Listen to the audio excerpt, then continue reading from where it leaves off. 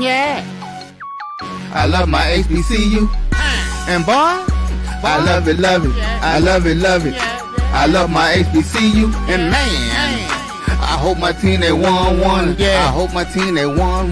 Yeah. Man, I hope my team they won. I hope my team they won.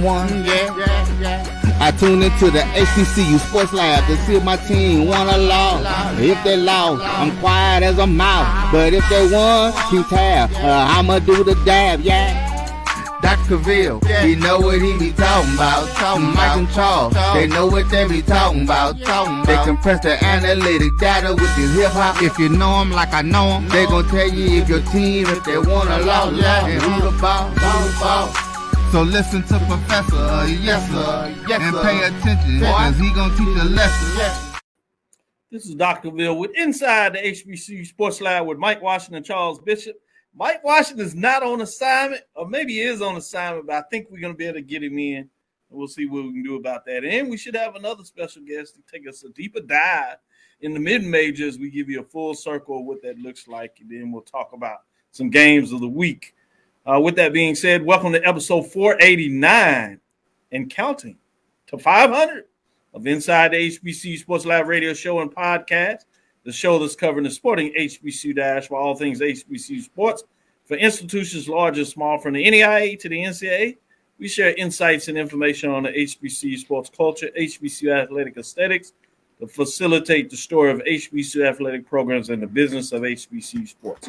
I'm your host, Dr. Kenyatta Cavil, along with my co-hosts, Mike Washington and Charles Bishop.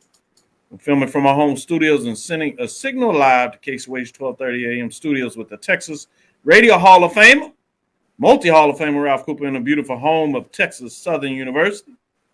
With that being said, Charles, how you doing today? I'm doing well, Doc. Doing well. We got a lot of HBCU news sitting out there. So, I mean, man, then we got a big weekend of basketball coming up, so we'll jump into everything here. So let's get into it. Today's episode of Inside the HBCU Sports Lab is sponsored by THG Agency, LLC. THG Agency is a company that provides sporting and educational consulting and data analytics. I did want to give a small shout out. G Boom brought it to my attention. I saw it clicking that way. We have reached 1,000 viewers on Inside the HBCU Sports Lab on YouTube. And I just wanted to shout out all those that have got us to that level. Still a little unique for us. We don't go live on our own channel. We do it as a on demand. And I did that purposely as we were trying to do that organically. I wanted to see as a test pilot, and I'll do it, as a study, always trying to find a way to do research and big up that side of what I do professionally. So while we go live, as we do on BCSN, my JBN, if you would, we go live on Facebook. That provides us a different framework, and on other social media platforms. But now we have clipped the 1K subscribers on YouTube on demand framework versus just going live and seeing what that looks like. So big dynamic, big announcement when you think about how we did it, which is different from all the rest, which is what we say we want to be. But again, it's good to be in the house and get in here. And let's go to you, Charles, in terms of some news today. What's on your mind? Well, this is news, and we credit Reggie Flood. He dropped this news this afternoon, as it looks as though former Alcorn State coach Fred McNair is set to join Southern University coaching staff. So big news coming out of Baton Rouge today. I hope it certainly works out. We've talked a lot with McNair, good guy in so many different ways in terms of down to earth of how he treats the media folks that work with him and just folks that are fans of him and watched him literally as he played years through the SWAC and seen him as assistant coach win the grind and getting the head coaching chance. But to be honest with you, I don't know if I'm totally excited for him or a bit nervous.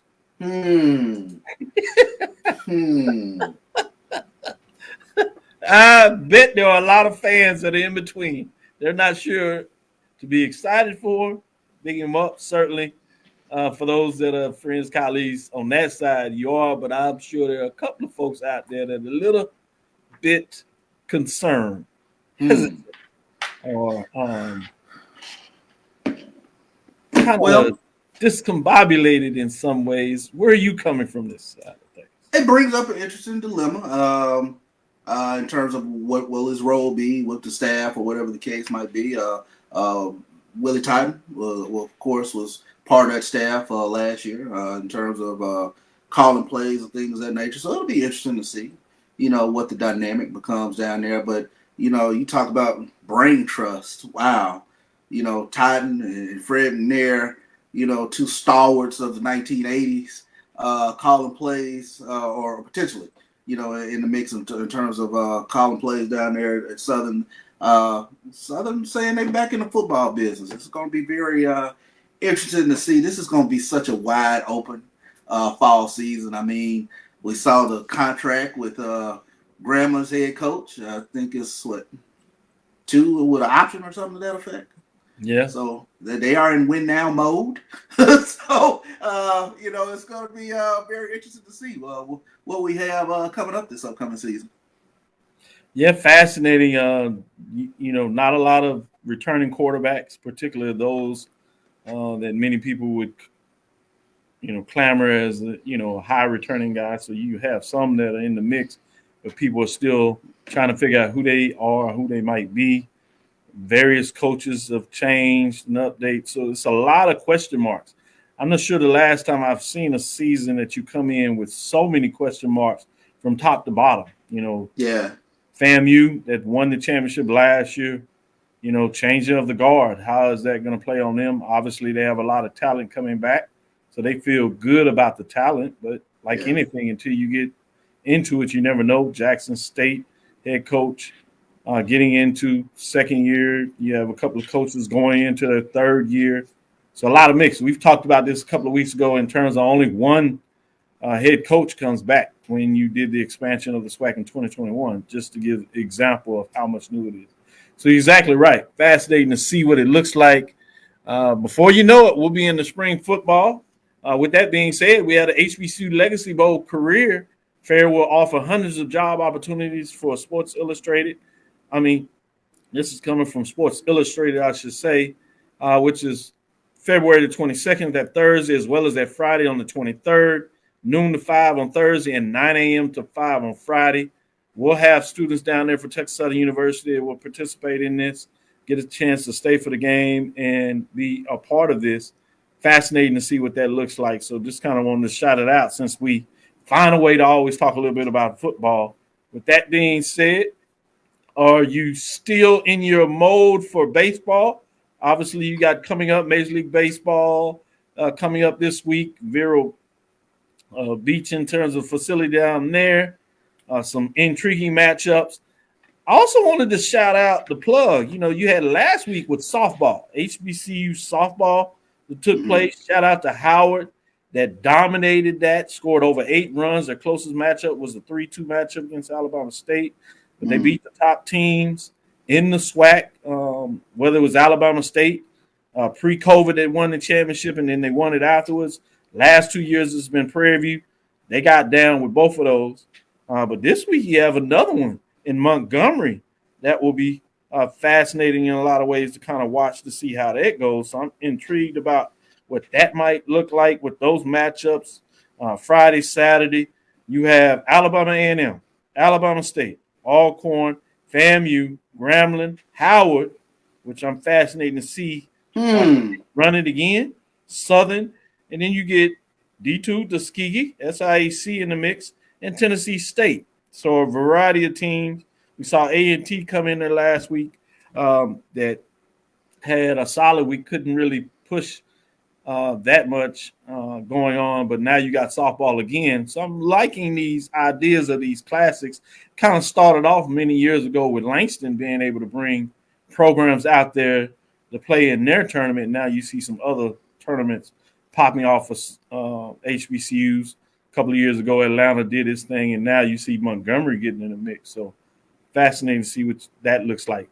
Any thoughts in terms of the matchups this week with softball, Charles? I mean, those are very interesting matchups, especially when you talk about Alabama State, Howard playing in this tournament. That's pretty exciting. That's it's kind of what we want to see when we start talking about wanting to see those top teams in various conferences play each other. We started to see it in basketball. We started to see it in baseball, and now softball. So it's always great to see that.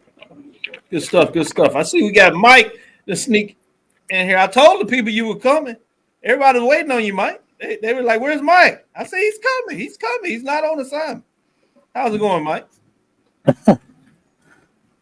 Oh, it's going good, Doc.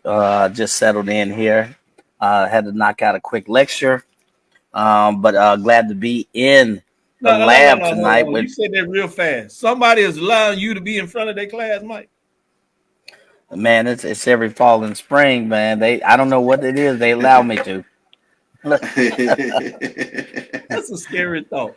No, seriously, it's good stuff with the experience that you have out in the marketplace to bring an executive into the classroom to talk about the business, chemical engineering, environmental. So to get the traditional clinical professor, that's a big deal. Like Charles, get out there putting in that work, man. Y'all bringing some intriguing components to the classroom where you're just not in the books like myself. It's important to have you all around. Yeah. Hey, but I will share a thought with you. There was a here on the yard, and there was a lady. It's Phyllis. I forget her last name. And she said, I know Phyllis. You look familiar. She was like, "Are you on that show with that boy Charles and that boy Dr. Bill?"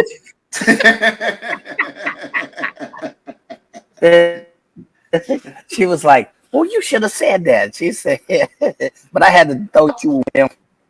But y'all get instant recognition. I'm not feeling the look. All you have to do is show up, Mike. You get all show up. With that being said, one of the interesting matchups we talked about with the softball is Sammy Tennessee State finally get it back on again in terms of this matchup on the softball side. So I'm intrigued about that. We haven't seen that matchup. Usually it's on the football side that used to get people excited. Now it's going to get into some softball, and we'll see what that looks like. I'd like to see more of those matchups, but we say that all the time. But with that being said, as we get ready for our next break, I'm going to give both of you a chance to share some news. Any news that you want to share, Mike, before we get into a break? No, I'll hit it after we come back from the break. Oh, that's perfect. Charles, any last news that you want to share before we get in that break? I know you wanted to.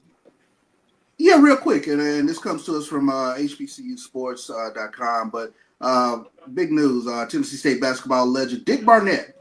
Dick Barnett, of course, played with the New York Knicks, but Barnett played at Tennessee State. Then it was called Tennessee A&I from 1955 to 1959. But he's been nominated for the Basketball Hall of Fame. Of course, he played under legendary head coach John McClendon. He led the Tigers to 3 consecutive NAIA championships, 1957, 1958, and 1959. They were the first HBCU to win an integrated national title, as well as the first program at any level to three-peat as national champion. So Dick Barnett finally getting his just due in terms of becoming a finalist for the NBA Hall of Fame. Yes, let's get it over the hump. Let's get in. Dick Barnett deserves to be in on multiple levels. Obviously, he won a championship with the New York Knicks, that talented team. They got it done. They had a couple of HBCU stalwarts on their team, legends in terms of bringing that championship, and you hadn't seen it since in New York. Obviously, they've gotten close with a couple of finals, but when you think about the historical nature as time passed, it becomes even more important. So a lot of good stuff there in terms of the mix. So I'm glad you were able to put that in there. Shout out to Rajah Caruth finishing third at Daytona season open. That's big news in terms of NASCAR. He finds a way to continue to be in the mix. And Hawks are doing their 6th annual HBCU night in Atlanta. Mike, maybe we're going to have to find this as a reason to get to Atlanta to do HBCU night with the Hawks. I heard you can get your tickets pretty good at these days. Maybe we get some floor seats. We'll let Charles get us some floor seats. Oh, I'm down. Good stuff. With that, let's take our first break. Come back on the other side. Have a little too much fun here. We'll talk about the mid-major women's top 5. There's some changes in this one. So hold on to your hat. And let me know what you think. Yes, Mike?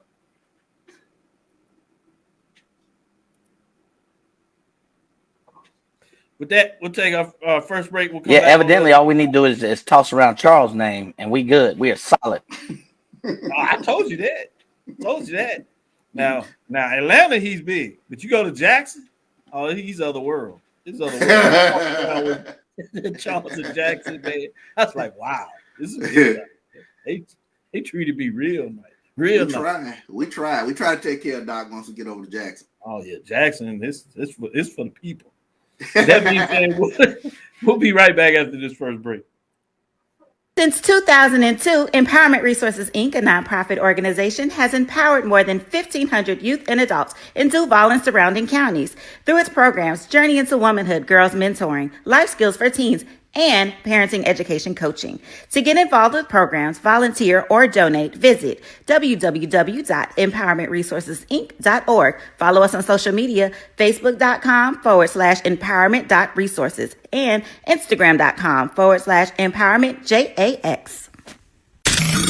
The human voice has always connected audiences with experiences. Major brands all across America have trusted CAVIL'S voice time and time again. Conversational, powerhouse, intelligent, and sincere. That's the voice you need for your creative marketing process. KEAVERSVOICE.com. CAVIL'S Voice, CAVIL'S Voice, CAVIL'sVoice.com. Always on, all the time.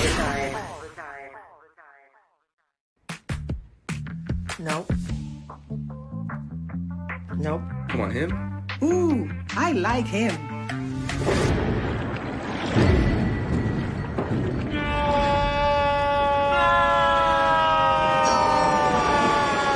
Quick, the quicker picker-upper. Bounty picks up messes quicker, and each sheet is 2 times more absorbent, so you can use less. He's an 8. He's a 9.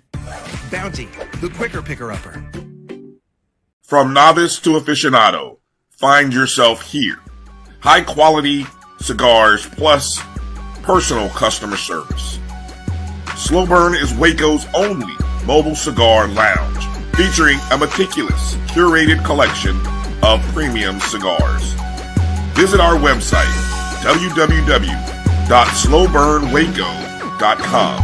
That's www.slowburnwaco.com. Compress the analytic data with your hip hop. If you know them like I know them, they gon' tell you if your team, if they wanna lose, and who the ball. So listen to Professor, yes sir, and pay attention, cause he gon' teach a lesson. This is Dr. Wills inside the HBCU Sports Lab with Mike Washington, Charles Bishop, the professors in the building, and we added A.D. Drew. He's the HBCU Sports Analyst, specializing more than others in terms of HBCU D2 sports. As he works with his camera, we're going to give him a timeout. I don't know if he's trying to moon us or what there, but, you know. Talk about the Major League Baseball pants they got out there. With that, we'll let him get his camera straight. We'll get in there, get him back in the mix, make sure that we can get him in here as he's working on his sound, bring it into that mix. With that being said, we're going to get into the mid-major division of the women's. As I said, we do have a new team in the top 5. We'll see what that looks like as we have AD Drew back here. Before we get into it, let me give my proper welcome. Welcome to the show, AD. Good to have you back. How you doing? Man, just another day in paradise, Dr. Cavill. Just another day in paradise. Man, I like the way you live and speak. I know that's right. Just another day in paradise. Any day that we have a chance to continue to be among each other is a great day. With that being said, let's get in the top 5. We did have a team dropping out, as you see. Xavier, the Golden Nuggets, at 21-5, 17-3. They've stumbled over the last couple of weeks where they've had a loss. They have another loss among the 2 last week, and this week it finally bit them. They were able to kind of stay in the poll last week. They fell to 5, but this week they fall out as they fall to 21-5, 7-3 on the season. You still see them that receiving votes, and they're just outside of the top 5, if you would, along with Savannah State Tigers that are 17-5 and 13-4. Again, as Xavier out of the Red River Athletic Conference and Savannah State out of the SIAC.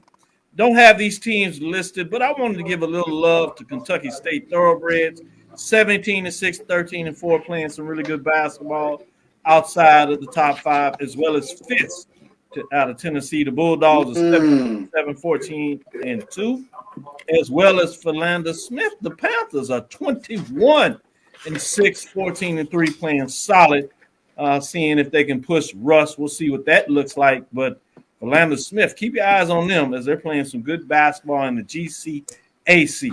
Let's get into the top 5, which give us the chance to see the first team that is in the top 5 that jumped in the top 5. We've quietly told you about Langston Lions on the men's side. We've also whispered a little bit about the Lady Lions. Now it's time to speak a little louder as they have roared to a 21-5 record overall, 16-4 in the Sooner Athletic Conference with 49 points. They jump in the top 5 as they were not ranked last week. At number 4, you have none other than Miles Lady Golden Bears. They have quietly gotten to 20 wins. They're 20-4, 16-2. They've overtaken the Kentucky State Thoroughbreds. Remember, they were the team that dropped Kentucky State from the undefeated in conference play. They did that, and now they've surpassed them in that Eastern Division, and they are rolling. We move up a spot from 5 last week with 53 points. Moving us to number 3, Virginia State Lady Trojans, 21-4, 12-4. They had 2 big wins this past weekend. They are solid as they get ready to head into the CIAA tournament in Baltimore next week. They have 60 points, and they move up a spot in week number 7. Bringing us to number 2, Fayetteville State. The Lady Broncos are at 23-2, 16-1, 3 first-place votes. They're in the Northern Division, so they do have a win over the Virginia State Lady Trojans. Still should be fascinating to see if these 2 teams can hold up the drama of a tournament and face off in a championship game as the 2 number 1 seeds. It looks like they should be, even though Virginia State has sitting in the 2 spot in that CIAA Northern Division. We'll see what that looks like, but they remain number 2 this week as with Fayetteville State. At number 1, Russ Lady Bearcats. They are rolling 24-3, 16-1, which means Charles continues to smile, and the old Bishop household is doing good. Russ Lady Bearcats are top of the polls. They have no problem with me, no problem with Charles. We'll see what the rest of the team says with 5 first-place votes, 77 total points. They are rolling and remain number 1.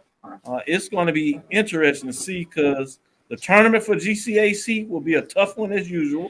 We'll see. Last year they had that scare. They got it done. But much like Langston, I'm interested to see as they no question will get a bid in the NAI tournament. Can they make a run? That's one of the questions we'll ask AD Drew when we get to it. But with that being said, that's the top 5 in the mid-major division women's basketball poll rankings for week number 7. Let's go to Mike and see what he thinks about the top 5.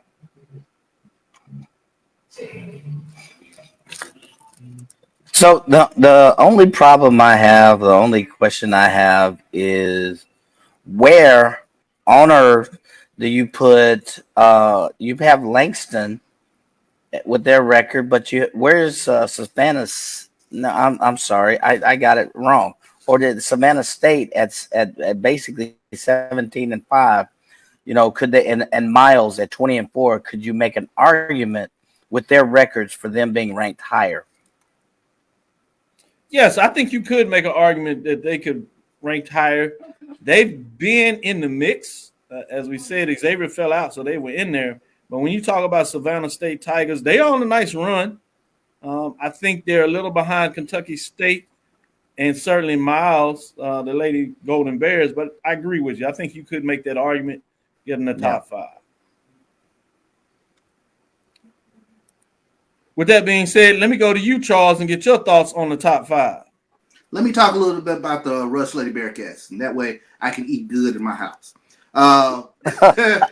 You're talking about what is it about Russ? house. I get to talk about the Russ Lady Bearcats. But you talk about a program over the last 5 years. They're a step away from securing their 4th NAIA tournament appearance in 5 years. 4 out of 5 years. You can't say enough about that. That program is definitely rolling. When you take a look at some of the players that got things going, Nia McGuire, she's a stat stuffer. You take a look at her stats. She scores, rebounds, one of the tops in assists for the Lady Bearcats. But it's from what I understand, from what I've been told, it is the point guard, Blessed Dillingham, that is a staple of this Rush Lady Bearcat team, gets everybody where they're supposed to be, and they're in the midst of making a great run. This is a phenomenal program. I concur with them being number 1. Go Lady Bearcats. I love it. Talking about your Lady Bearcats as we go to Drew and get his thoughts on the mid-major poll rankings, the Bearcats have won 11 straight, to your point. Their last loss was to that Philander Smith team, as I talked about, 77-68. But since then, they've been rolling, and that was their only loss in GCAC play. AD Drew, with that being said, what are your thoughts on the top 5 programs? I like the top 5, but as we get closer to tournament time, I always have to ask the question, who's the one? What do I mean by who's the one? Who is the one that's going to lose in the early rounds of their conference tournament? Somebody on your list, Dr. Cavill. It never fails. No matter how good of a post regular season they have, there's that one team that they have trouble with that it seems like they get matched up with because of records in the postseason tournament. Who is going to be the one? I'm curious to see that. Talk about 2 teams that you don't have on this list. Kentucky State. They've got 2 of the top 4 scorers in the SIAC. Grayson Kerr and Talia Dilworth. Is that impressive, or is it more impressive that Savannah State has 3 of the top 11? Amari Hurd, Maya Bird, and Nyla Allen, as far as scoring goes. Which one is more impressive to you guys? 2 of the top 4 or 3 of the top 11? I like 2 of the – if in terms of more impressive of scoring, I would say 2 of the top 4. 2 of the top 4. In terms of the team, you probably like 3 of the top 11 because you're getting a little more spread out, and it's harder for a defense to potentially stop them. Great question. Yeah, so that, like I said, that's what it's going to come down to. Matchup, but as far as your overall, I was going to say, I do think there's a good argument to flip-flop Miles and Virginia State. That's the one thing that you can sit here and debate on. Virginia State. I want to hear this. Yeah, I'm like, Charles, why would you flip them? I mean, you're right. They're right there in the schedule. You have Miles. I bet you it's the conference record, 16-2 versus the 12-4. Because overall, they're sitting the same. I want to get your thoughts on that. Yeah, that was what I was looking at, the conference record. We're splitting hairs as far as the level of competition, because I think the top tier teams in the CIAA are just as good as the top tier teams in the SIAC. I like Miles because they play a little bit more defense, but that's just their style. There's no disrespect to Virginia State. They're just a defensive first team who can score some points. So, like I say, I'm splitting hairs. I'm putting something out there just for conversation piece when I say possibly flip those. But if you hear the gun to my head, Dr. Cavill, I tell you leave it alone. I hear you. All 3 of those teams are tough, though. To your point, I'm gonna ask Charles and then come back to you. I want to ask this question there. When you see Fayetteville State, Virginia State in terms of 23-2 and 21-4, 2 of those top 5 teams, you have Miles that moved up, but you have Savannah State and Kentucky State, as Mike talked about Savannah State. Where do you see the toughest on the women's side? The CIAA with Virginia State, Fayetteville State, or the SIAC with Miles, Savannah State, and Kentucky State? Charles, which way you leaning? Well, see, that was the question I was just about to ask. Where are we more likely to see the upset, in the CIAA, in the SIAC, or even in the NAIA? I'm real curious about what AD's statement about, one of these is gonna catch it somewhere. But I'm just curious as to what made you think in that regard. I've been following this for too many years, Charles. It happens. I mean, it happens in the SWAC and the MEAC. Look at what Texas Southern did last year. You know, they caught Alcorn. It was that perfect matchup. The one team that they faced in the first round that they knew they could go in there and beat. Charles, you asking me that question? What school do you go to, and what happened to your women's team last year? Last year happened. There's that matchup. There's that matchup that it has nothing to do with the team, but that one matchup always catches somebody before the finals. So if you had to ask me, because I've been to it and I personally witnessed it, I'm going to say somewhere in the SIAC, it is definitely going to happen because I have witnessed it too many times in the SIAC tournament, both on the men's and the women's side. You know, the CIAA, for some reason, CIAA, you tend to get the teams who you expect in the finals to be in the finals. Now, the team, they may not win the finals, but you tend to get the two top teams in the CIAA more often than you do in the SIAC. SIAC, there's always some 4 seed or something like that in the finals. It just never fails. Yeah, that goes back years too, Eddie Drew. It'd be fascinating to kind of see what leads to that. But you're right. It's just something about the SIAC tournament that one of those top seeds will get knocked off. And I'll tell you one thing about the SIAC tournament, because they take every team, all 14, 15 teams. Yeah, that's a good point. Sometimes the length of the tournament and those double byes tend to catch up with somebody. Those teams that play early in the tournament and have to play that extra game or two, they tend to get hot, get their momentum, and they go knock off one of those teams that's been sitting around till Thursday. It always happens. Shout out to Willie. You always looking for the drama. Yep. Exactly. Yeah, and then we're talking about the drama. Wendy, shout out. I love it with the Bearcat footprints on there, showing love to those Bearcats. I love it. With that, let's take our second break. We'll come back on the other side. We're going to talk about it from a men's perspective. Look at the mid-major division. We'll get these two gentlemen's perspective of what they think on week number 7 for Dr. Cavil's HBCU mid-major division men's basketball poll ranking for this week. Stick with us. Be right back after this break. If you think all pads are exactly the same, think again. This is Always Ultra Thins reinvented with the Always Triple Protection System. This pad wicks gushes 90% faster, absorbs even more so you can feel dry, and locks odors in. Rethink your pad for up to 100% leak-free and odor-free comfort with the totally reinvented Always Ultra Thins. This is always like never before. The Cuvée Group is a Florida-based marketing and training consulting firm. We help businesses communicate to their target audience and engage them in conversation. We also help to expand their audiences, which will ultimately result in growth for those organizations. In addition to being a certified constant contact specialist, my colleagues and I are also certified in John Maxwell Leadership Principles. We use these proven principles to conduct workshops, training, and private coaching sessions for individuals and companies looking to take things to the next level. Contact us to schedule a free consultation. Issues today, don't delay, call Cuvée. As technology continues to bring changes to the world of education, it's time we also reimagine teacher professional development. Gone are the days of one-size-fits-all learning that can only be accessed at a specific time and place. The Stride PD Center is an on-demand library of mobile-friendly courses that allow educators to learn anytime and anywhere.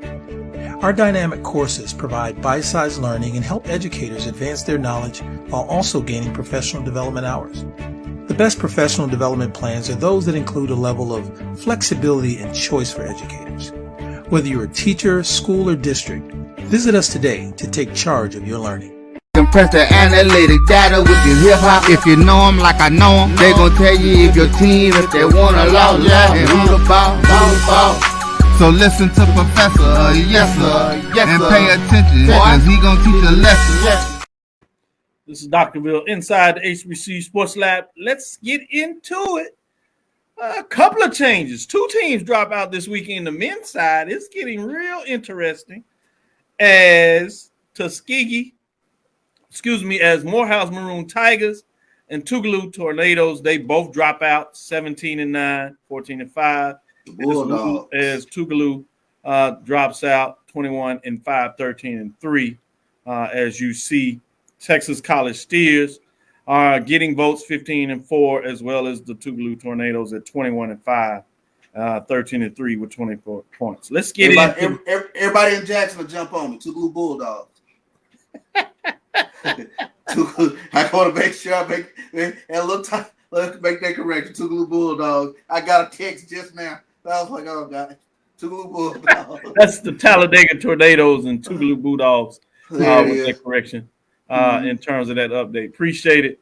In terms of that, at number 5 we have Xavier, the Gold Rush in the top 5 dropping out. I guess that's what happens when you drop out of the polls. You get some mixed up in your names. But Charles, make sure that we continue to get the love from all the people out there.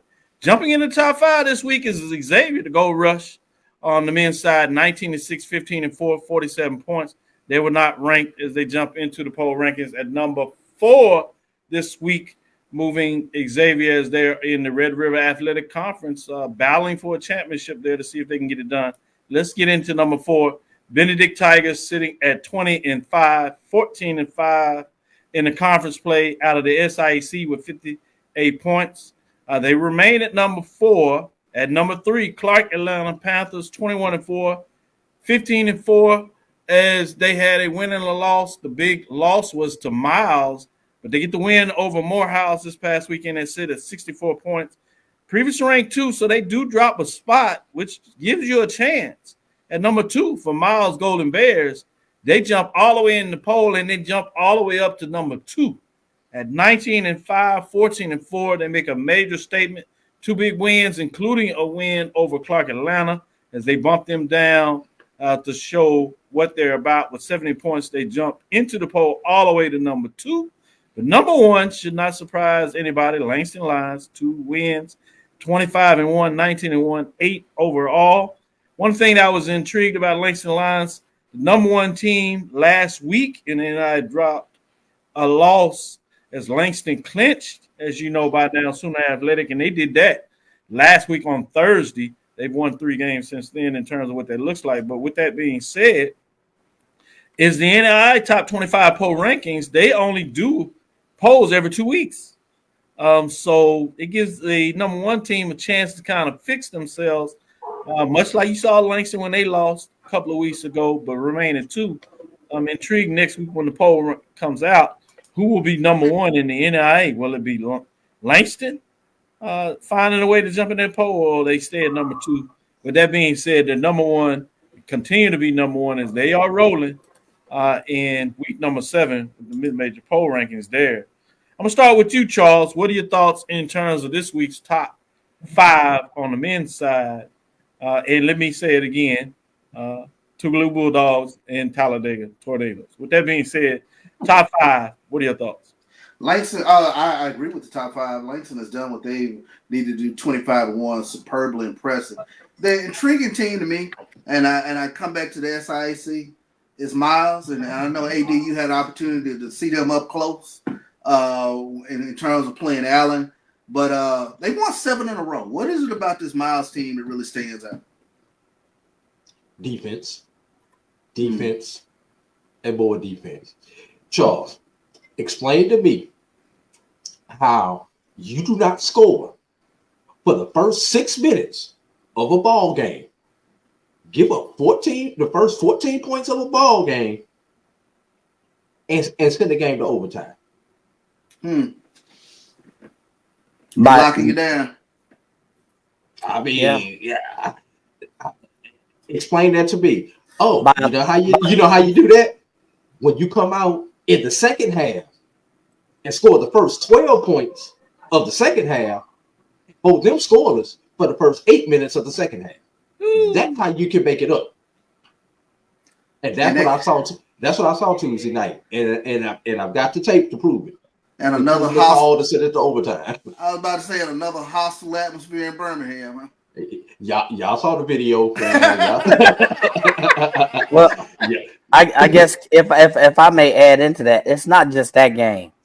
If you look at the last few games, they're also number one in scoring margin or margin. So they're allowing teams only 60 points per game. That's number one. So that's over the course of so many games, 20 some odd games, plus their margin is 9.3. So, and you may say that's low if you look at some of the other major margins, but the only person that's ahead of them is Benedict. So their defense is clearly the star of the show. Yeah. I mean, it's definitely the star of the show.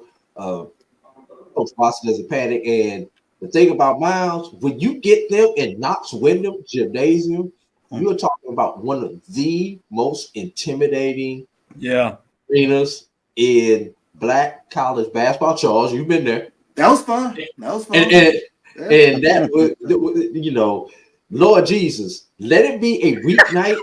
Did you say Lord Jesus? He calling him. Did you say? Man, you went all Holy Ghost, so it must be so. Hey, let it be a weeknight, bro. Give them an excuse. Greek night, fried chicken night, whatever the excuse is. Let them students come up in there and pack out that gym. Oh my God, man! All I'm going to say is, thank God, when I was coaching at Tuskegee, we never played them over there. Played them at Fairfield. Yes, we played them in Fair Park because they at that point in time, the administration wanted the gate, and they that gym where they have it only holds 1,000, and you would get probably close to 3,000 for a Tuskegee Miles game. Nice, yeah, I bet you that was a nice environment as well. But it's something about being in that bandbox with 1,000 folks squeezed in there, excited about their team. With that being said. Any final thoughts, Mike, on the top 5 concerns you have? No, I guess the one, if they pull them out, is I think you have Clark Atlanta up there, right? Yes. Yeah, they're number 3, right? So and then if you look at the statistics and look at their record, can they make a push throughout the entirety of the season? They started out. Clark Atlanta's doing all this, leading the league in scoring and doing this. Since then, they've kind of evened out a bit. So I'm just curious as to how they even out the season. Scoring 76 points a game. Their defense has fluttered a little. So other than that, no problems with the poll whatsoever. Clark Atlanta was rolling until they went down to Miles. Yeah. Exactly. They came back on Saturday and had that battle in Morehouse and got the win to let you know pretty strong. So to your point, it's interesting. It's just dangerous, for lack of better words, in the SIAC in the Eastern Division. You got Benedict, that was top 25 team. Yeah, Morehouse, that is solid. Clark Atlanta, and that doesn't even talk about Allen and some of the other teams. Edward Waters, which is a tough place to play. So you're right. It's fascinating when you look at that. Charles, what did you want to add to that? But Morehouse and Benedict have defeated Miles. So I just caught my eye there. So that's what I'm saying. It's just there. But this is a question I want to ask AD Drew about this. As we start to get prepared for the playoff team, it's obviously in regards to the SIC that they're pretty deep in the top. They don't play often a lot of non-conference games. You got a couple of big wins by Clark Atlanta early. You got a couple of big wins, particularly by Benedict. Obviously, one of those wins by Clark really doesn't measure because it was a D1 win. But with that being said, from what you can tell now, how many teams potentially can the SIC get in the tournament, particularly would it seem like the CIAA is down? I know you got your regions and all that at play. But for those that may not be as familiar with the D2 side of things versus what we see automatic bids for the Division I tournament, talk us a little bit through that process and what are your thoughts at this point? Yeah. Tournament winner would get an automatic bid. And if I recall, the Gulf South and the Sun Coast Conference, I believe is what it's called, or the two other conferences that go into the region with the SIAC. So basically, you're talking 5 spots that are going to be available because 3 of them are already gone due to the automatic. Mm-hmm. SIAC should get a minimum of 2 of those spots. If you get the right Final 4, you may sneak a 3rd team in there, but it would have to be Miles, Morehouse, Benedict, and Clark in the Final 4 of the SIAC tournament. If any one of those teams suffers a early defeat, their chances of getting in are probably going to be slim. I think Tuskegee last year was the exception with what happened to them, but they did have the fact that they won the regular season of the SIAC last year. So Miles has won the West. The East is still up for grabs. So if anybody could get in probably with an early loss, it's probably Miles because they are the Western Division champions right now. The East is so much parity in that East, and those 3 teams are so close together. It's going to be tough on whoever is the first one out of those Eastern teams. Mm-hmm. Good stuff. It's going to be fascinating as we get in these tournaments to kind of see how things play off. Obviously, I have an eye on the NIA. Xavier looks like they're not locked on the men's side, but you have Texas colleges right there with them in terms of what that looks like. Obviously, Langston is going to be in the mix, but when you get into GCAC, quietly, Philander Smith sitting at 18-7, 14-3, Tougaloo 21-5, 13-3, and then you have Talladega at 26-9-4. AD Drew, what did you want to add to that mix on the NAIA side? Watch that team down south, Florida Memorial. Ooh, that is team. They got a lot of D1 transfers on that team. That is going to be the team to watch in that Sun Conference. If they can get into the AIAs, I think that particular team can make some noise in the NAIA. But they've got to get through that gauntlet called the Sun Conference, and there are a couple of good teams in that Sun Conference, which they are one of those top 3 teams in that conference as far as talent goes. Now that's a sneaky good point that you made there when you look at what they're doing down in Florida Memorial, down south, as you like to say it. I like that mix deep down there in the Florida. I want to also shout out a little bit to the Virgin Islands. On the men's side, they got a couple of big victories over the weekend. They were struggling for the longest, but they finally got over the hump and got some wins under their belts. And as a program that's adding in the challenge they have in trying to get it done, it looks like they made some moves on this side. So I wanted to give a little bit of credit, a little bit of shout out there in terms of the Virgin Islands in terms of GCAC play. You have another one there, AD Drew? Go back to Division II. One to look out for, and just because of how tough their conference is, watch Lincoln of Missouri. Lincoln of Missouri. They playing arguably one of the, just like they play one of the toughest, probably the toughest football conference. They also play in one of the toughest basketball conferences on the Division II. I certainly agree. That's a tough basketball conference up there. And they can, if they can get on a run, they're in the upper half of the conference. If they get the right matchups and get on a run, they can make some noise and possibly sneak into the tournament. And to your point, for those that are not realizing, Florida Memorial sits at 21-6 overall. They're 8-5 in the conference play. That kind of puts them out there. But you're right. If they can spin it, get it going in the tournament, they're going to be a tough one. With that being said, AD Drew, are you able to stick with us to talk a little bit about the Division I matchups as we get into our last segment for this week? Come on now, Doc. You know me, man. I love being with the fellas. The only thing missing is the cigar and the brew. That's it. You sure right. Stick with us. We'll be right back after the break. We'll see if we can bring that back as well. Is that it? That ain't all we drink, man. Don't go G-rated because we on TV. That ain't it. You missing something. You know what you Let's get to this next I'm missing that brown. We missing that brown. I knew. Itchy, squirmy, scratchy, family not getting clean? Get Charmin Ultra Strong. Go get 'em. It just cleans better. With a diamond weave texture, your family can use less while still getting clean. Goodbye, itchy squirm. Hello, cream bottom. We all go. Why not enjoy the go with Charmin?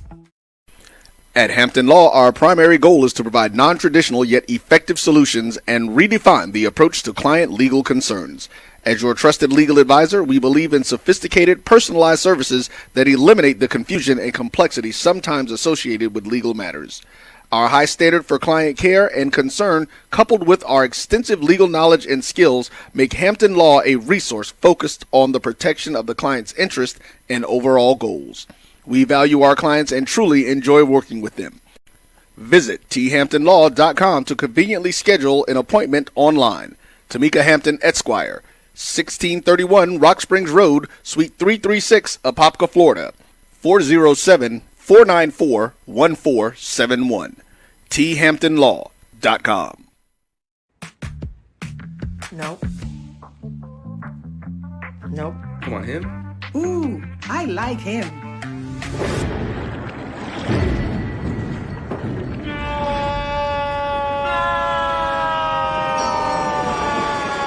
Quick, the quicker picker-upper. Bounty picks up messes quicker, and each sheet is 2 times more absorbent, so you can use less. He's an 8.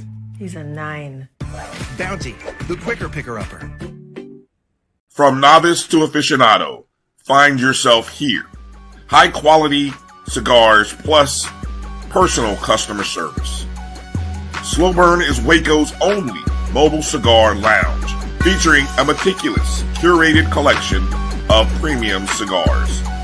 Visit our website, www.slowburnwaco.com. That's www.slowburnwaco.com.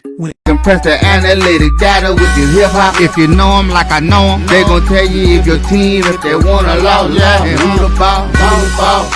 So listen to Professor, yes sir, and pay attention, cause he gon' teach a lesson. This is Dr. Cavill with Inside the HBCU Sports Lab. Shout out to AD Drew. I told you we bring him in here as that mid-major HBCU specialist. He can do it in all levels, but particularly doing it there. Shout out to Maya Buchanan from Russ College, Charles. Check this out. NAIA Player of the Week, the second one in terms of her honors this week, so that's pretty bad. But I want to set up the call. Give AD Drew his flowers now in terms of bringing it in here. If we can, from our producer, go ahead and play that for us. 1.3 seconds remain in the ball game. You'll go to Bears trail by 3. Inbounding the ball will be Truett Spencer. Ball comes in to Alvin Miles. Chase Ballard over to Spencer. Spencer shot. Knocked it down! We are tied! 11, 10 after with no timeouts remaining. Aldridge.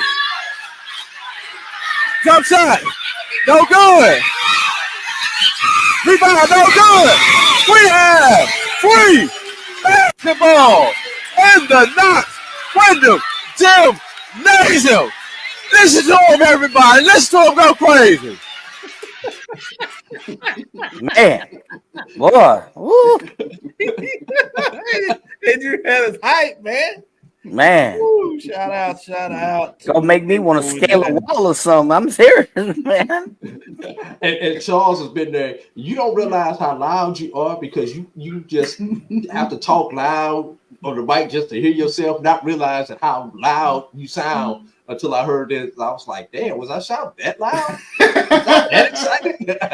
I couldn't do nothing but laugh because I know that feeling where you got the headsets on, but you don't realize how loud you are on the mic because everybody is behind you. So. Behind you, yeah, and you hear all the ambient noise in the gym. Yeah, your natural inclination is to get loud with them because you think people can't hear you. But with that being said, it was an incredible Thanks, call. Brandon. First of all, you get a big time play. And I love the fact that you let the action speak for itself.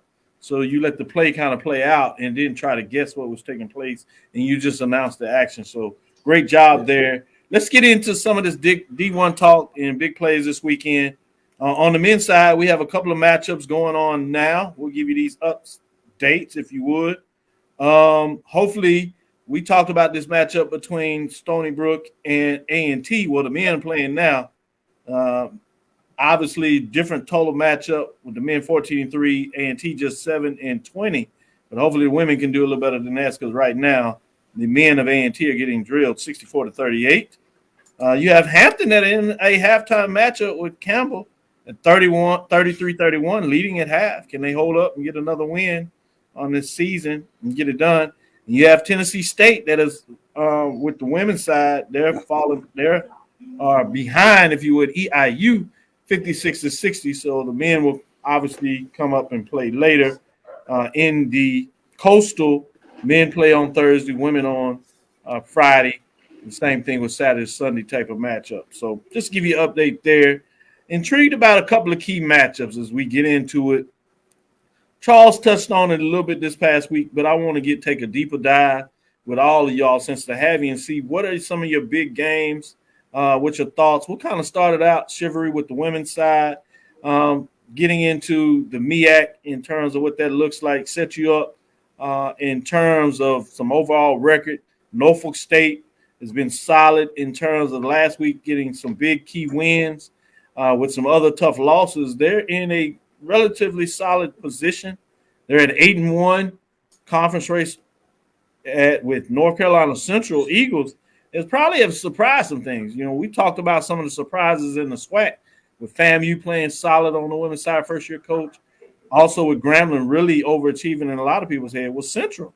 The Eagles down there are playing some really good basketball from that perspective. They're 2 games back at 6-3, tied with Coppin State, as well as Howard Bison. It really doesn't surprise anybody in terms of what the women's are doing to Bison, but 3-way tie for second. So some key games that will come up this week. Saturday, first set of games, Morgan and Howard. Delaware State at South Carolina State. South Carolina State is struggling with just 1 win on the season. Maryland Eastern Shore at North Carolina Central. Norfolk State taking on Coppin State, but they go on the road to get it done, to see if they can get it done, I should say. On Monday, you have Delaware State at North Carolina Central. Maryland Eastern Shore at South Carolina State. Norfolk State and Morgan State, Coppin State and Howard. For the sake of time, we won't break them all down, but I want to go to each one of you and pick out one game out of the series this weekend that you have your eyes on and why. I'll start with you, Mike. What game in the MEAC has your focus this weekend as you kind of look at the overall theme of things? So I got to look at, what is it, 1-3, 1-4. Is it Norfolk State going against is it Coppin State? Yeah, Coppin State. So I think that one intrigues me. Number one, I think, Doc, because you mentioned it, they're on the road. But I'm then looking at statistics and defense allowed. You know, that could be a game that gets very, very, I don't say, defensive. Norfolk State's allowing 54 points a game. They're scoring 68, so they're number one. They're number one in margin. Coppin State is not so good. However, they're only allowing 60 points per game. So, you wonder on a good night at home, can Coppin State kind of push the issue there with Norfolk State? At least from a defensive standpoint. The only part is, Coppin State's offense has fluttered at times. They're only scoring 56, 55 points a game, whereas Norfolk State is outscoring them. But, their defense has shown up on a few nights. So that game, that one versus 3 or 4, that one intrigues me most. Charles, what do you say about those matchups? What sticks out to you? What do you keep your eyes on? I'm probably going to agree with Mike. Norfolk State and Coppin State. I mean, Norfolk State only beat them by 8 at home. Now they go on the road to take on Coppin State, so that'll be interesting. Norfolk State team that is one in the top 25 latest mid-major poll. I think number 17, if I'm not mistaken. Jackson State sitting right in front of them at 16. But that one is probably the one that intrigues me the most. Eddie Drew, what direction are you going with the MEAC for the women matchups? I tend to agree with Howard and Coppin State, but let's look at Norfolk and Morgan. I think Norfolk sitting at the top, being chased. They're used to being there, but this is that time of year where sometimes complacency may come in as they have a lead in the conference. So I'm just curious to see if they can continue the ship and make the right strides towards the tournament. I think another one that's interesting, while I agree with you, that's a focal point, but also on Monday you have that Coppin at Howard. And obviously for seeding purposes, particularly if Coppin can't get it done against Norfolk State, the one that you pointed out, then this game becomes even more important for Coppin to try to figure out if they can get one. So great points. Let's look at some of these key SWAC matchups on the women's side. I think I know where you're going here. But just for the sake of breaking it down, you have Jackson State at Alcorn. It's a rivalry matchup. Jackson State sees if they can continue with their undefeated season. You have Alabama State at FAMU in their game. I should say before I go that Jackson State is 2 a game for clinching at least a share of the regular season championship. But a loss by Grambling means they can do it this weekend. So it'll be interesting. Talking about Grambling, they go to Baton Rouge to take on Southern, another rivalry matchup. Fascinating with those two teams at the top of the conference behind Jackson State. So interesting to see what that looks at. You have Alabama State at FAMU, which means you have Alabama A&M at Bethune-Cookman, and you have Prairie View at Pine Bluff. Obviously, we've seen the dust up with Pine Bluff. How do they rebound? What does it mean for that matchup? It is a home game, so it'll be fascinating to see what that looks like. And then you have Texas Southern and Valley. Obviously, it flips on Monday, so I won't call those matchups out. But starting with you, Charles, which direction you going for key matchup this weekend that you want to keep your eyes on? I think you touched on it. I think the one that I'm paying most attention to this weekend is Prairie View and Texas Southern Saturday, Monday, respectively, going to UAPB. We saw turmoil on their bench that that's just not normal, and that thing can get off the rails real quick. So I'm really curious as to see what Prairie View and Texas Southern can do this weekend.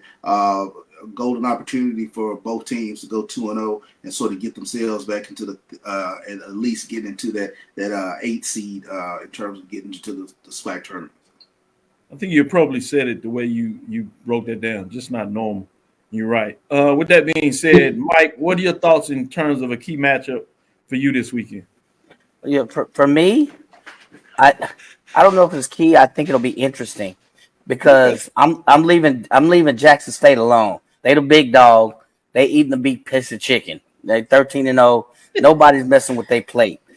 Then it's everybody else. The next little dog that's getting close to the table is Grambling State. Mike, do you want your cornbread? So exactly. So Grambling State sitting at 10-3, an interesting 10-3. They have Southern, who I think they beat the brakes off of earlier this year, but they got them at Southern now. Southern's number 4. So that number 2-4 matchup, is Southern gonna make a run and say, hey, we're 9-4. We're one of the 2 teams at 9-4. We're tied with Pine Bluff.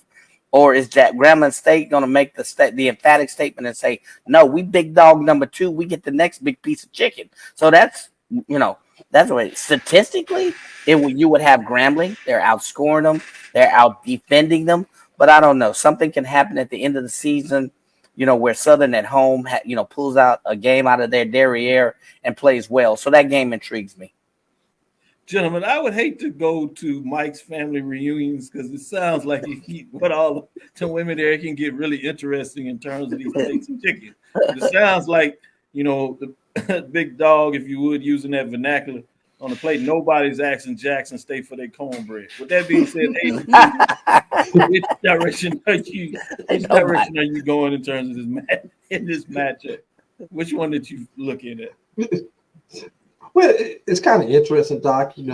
Especially this time of year, end of February, 1st of March, you start to wonder how many teams when they break the huddle talk saying 1, 2, 3 spring break. If it was in the league, we say 1, 2, 3 Cancun, but it's 1, 2, 3 spring break.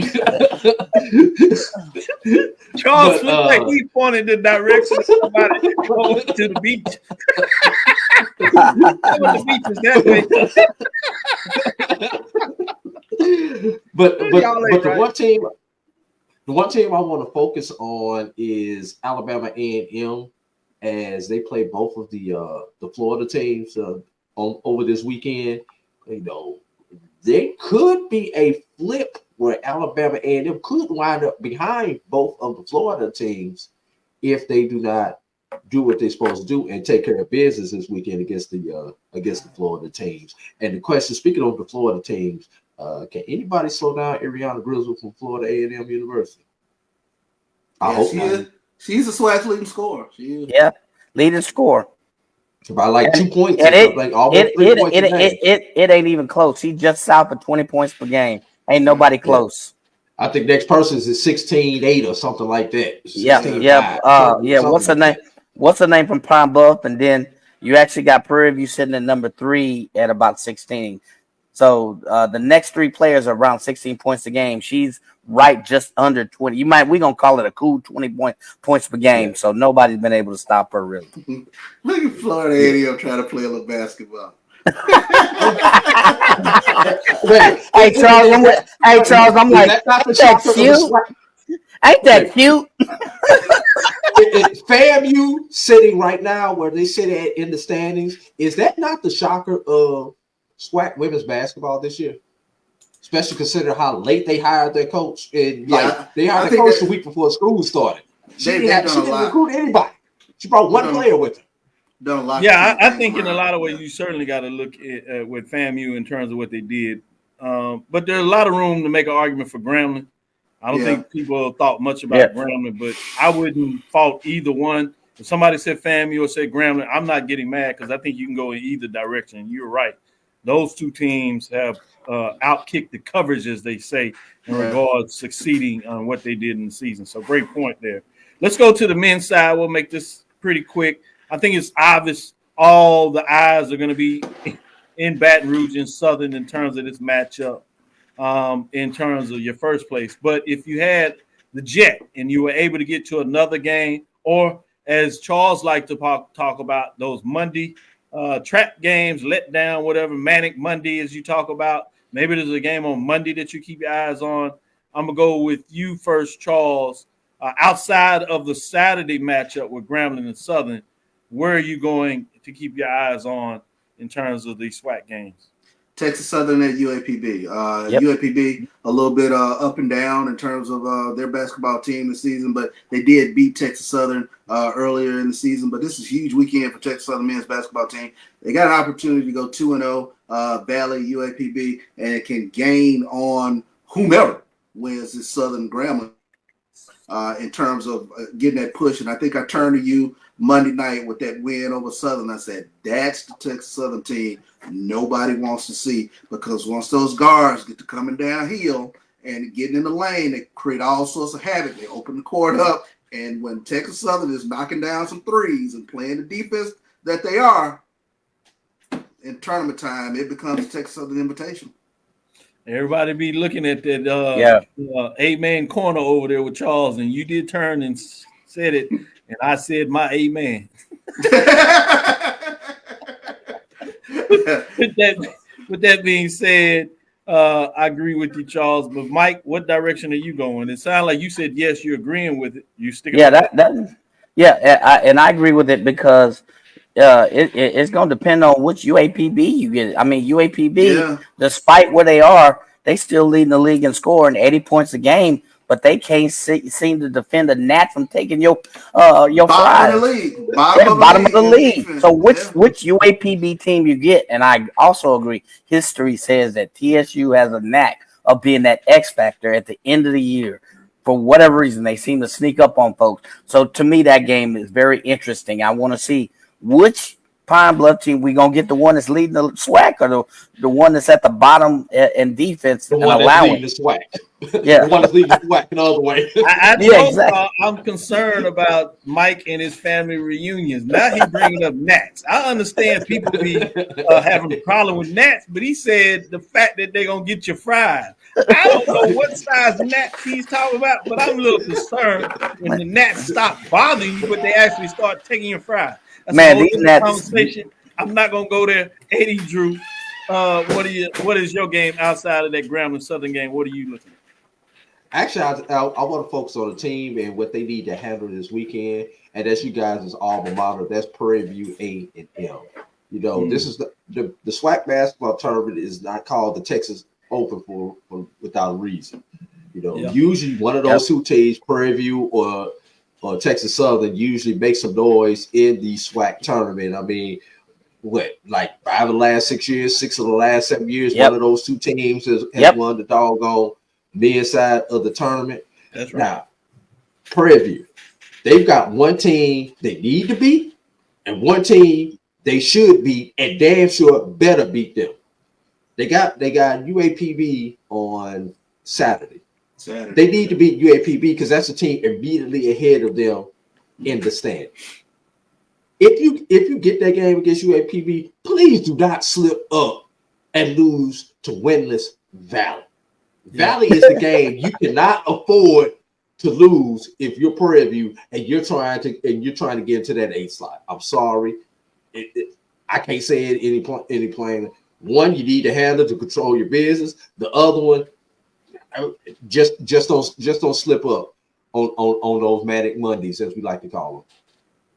I'm gonna go off of that. I like all of y'all picks, but I'm gonna go to Mississippi. I told you they treated me well down there, so I'm gonna stick with it. You got Jackson State on the road at Alcorn the Braves.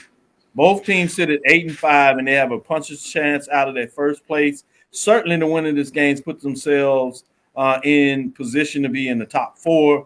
Both of them have won 4 straight games and playing some really good basketball.